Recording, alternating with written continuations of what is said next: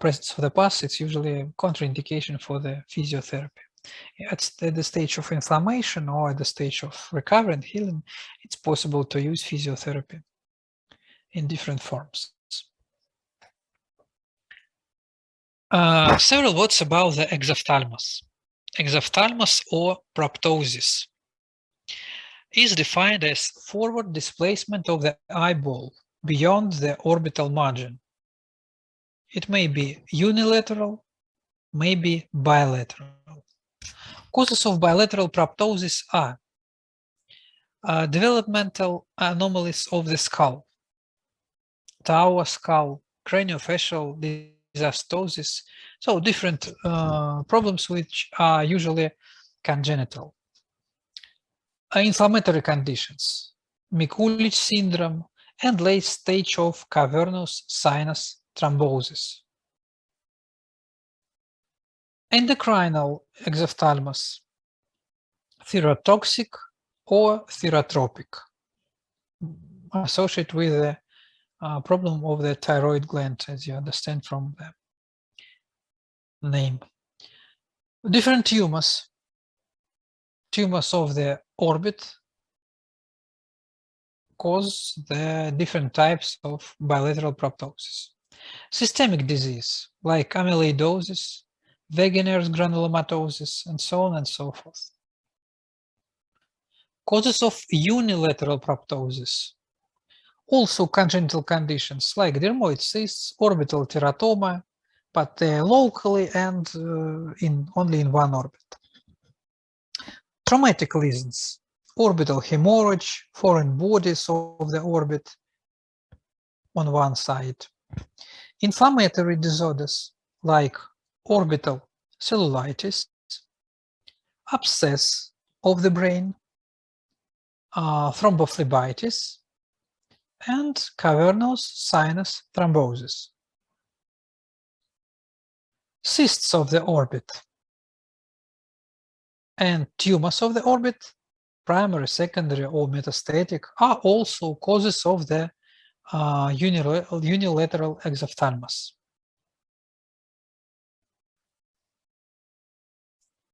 About the orbital tumors. Orbital tumors in our practice are not very common.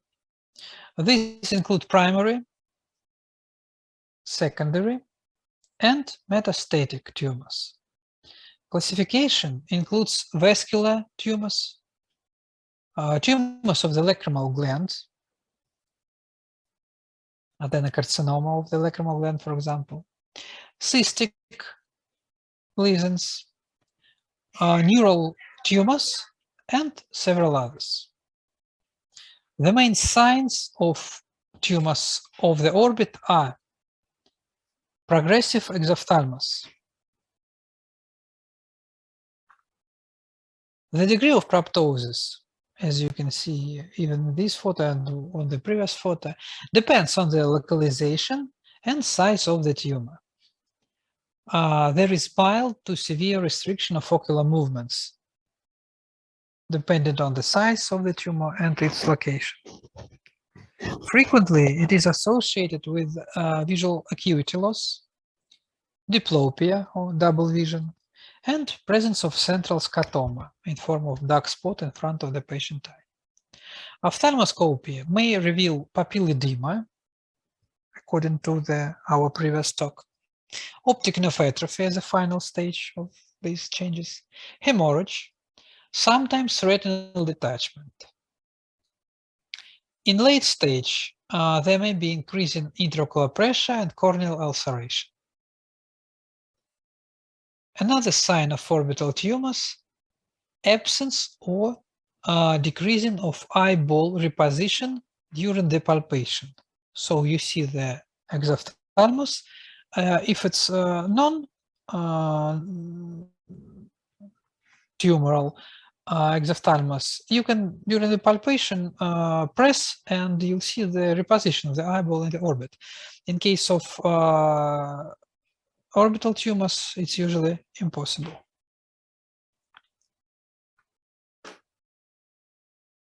Palpation should be carried out to know compressibility of the tumor. in some of cases. Röntgen investigation, X-ray investigation is one of the most important tests in case of orbital tumors.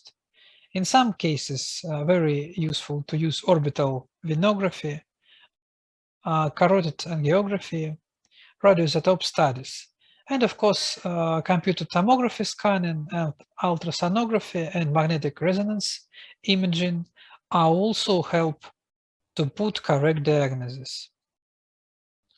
It is very important to determine type of the orbital tumor, benign or malignant. Speed of tumor growth can help in this case.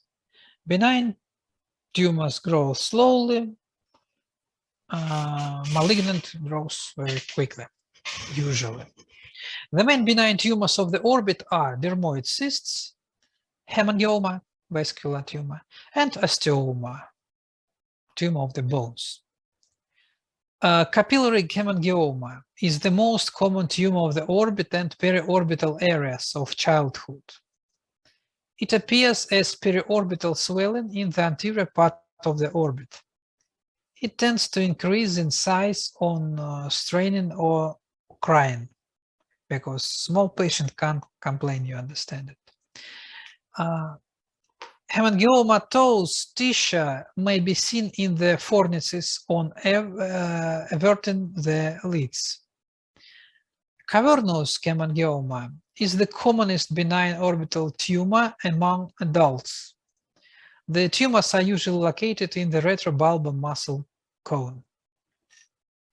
Dermoids are the common development tumors which arise from an embryonic displacement of the epidermis to a subcutaneous location, appear as a firm, round, localized lesion in the upper temporal or upper nasal aspect of the orbit. Displacement of globe is not seen, as these are located anterior to the orbital septum. This tumor doesn't extend deep into the orbit and are not associated with bony defects, so very easy to remove it. Treatment of benign tumors is usually surgical. Surgical excision of the tumor is undertaken via arbutotomy approach. So arbutotomy means a cut to open the way to the orbital contents. Since the tumor is well encapsulated, complete removal is generally possible. Of course, more difficult to treat malignant tumors like sarcoma and carcinoma, and rhabdomyosarcoma. Rhabdomyosarcoma is a highly malignant tumor of the orbit arising from the extraocular muscles. It is the most common primary orbital tumor among the children, usually occurring below age of 15 years. Sometimes the clinical presentation mimics an inflammatory process. It may invade any part of the orbit. Carcinoma, it is usually a metastatic orbital tumor involving the orbit by hematogenous spread from a distant primary focus, lungs, breast, prostate, thyroid, and rectum. In some cases, from skin of eyelids, conjunctiva, and lacrimal duct. Treatment of malignant tumors are high-dose radiation therapy combined with systemic therapy, chemotherapy, and surgical treatment, the so-called exenteration.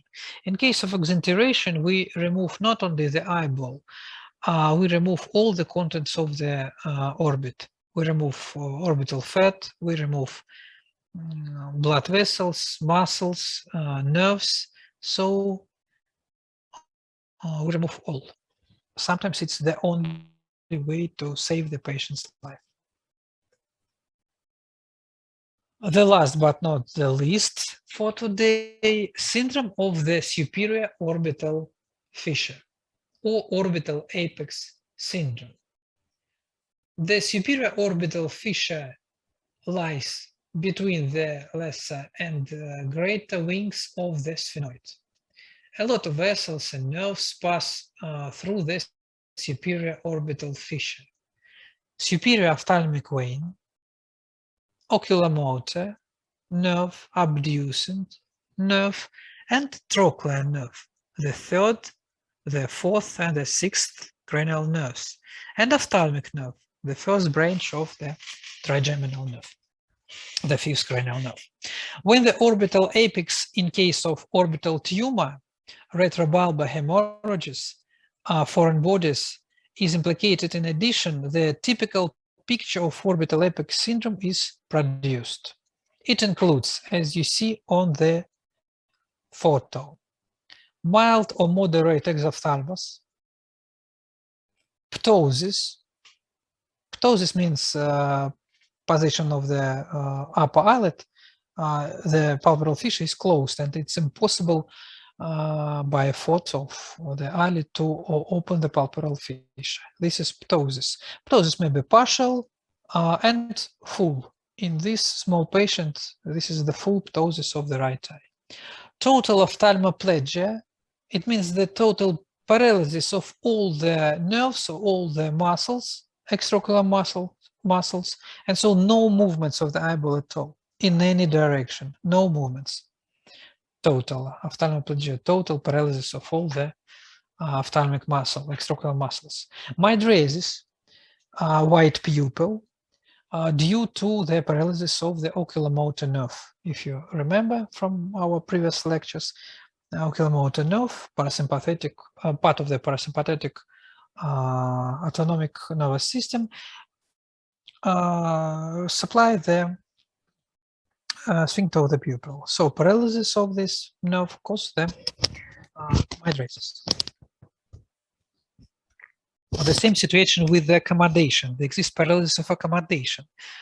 What does mean accommodation? It's possibility to see clear at different distances. If our accommodation at rest, we are looking clearly far, and if we have problem with the vision at near distance, we can suggest the problem with the accommodation. So paralysis of accommodation causes the poor vision at near distance. Anesthesia in the region of supply of ophthalmic division of the fifth cranial nerve. During the palpation with the special needles, there will be no pain because due to the loss of sensitivity in this area. Treatment of these conditions depends on the cause of the syndrome. It may be as a result of trauma, as a result of the tumors, orbital hemorrhages, and so on and so forth. So we should treat not the syndrome, but the cause. Only this can help us to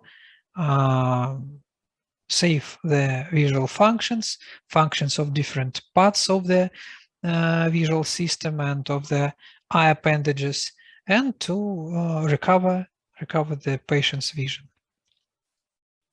That's all for today. If you have any questions, let's discuss them now. No questions, sir.